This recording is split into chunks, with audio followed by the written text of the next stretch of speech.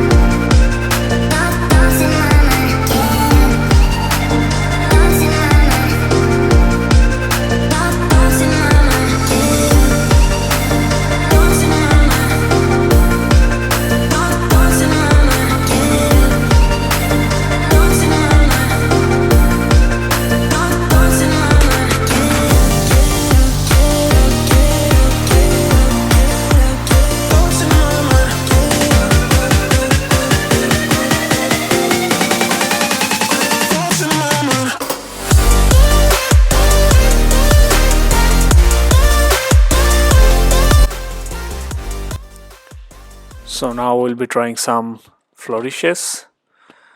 So we can see that various letters are there with the flourishes. But the flourishes may not be consistent throughout an alphabet. So flourishes also serve a decorative purpose, but they are more elaborate than serifs and are not used consistently throughout an alphabet. So often a flourish is used at the beginning or end of a line of text to add emphasis. So here we have just used normal flourishes. So let's try some other letters like B or D. So in the next examples we can try hairlines as well. Like hairlines are the very thin lines that are used in serifs and flourishes.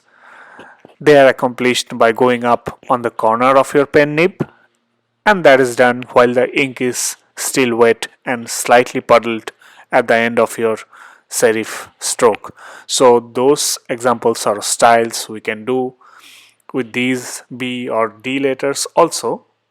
So, and that can be done using a copper plate pen nib or parallel pen nib, so anything. So it is up to you.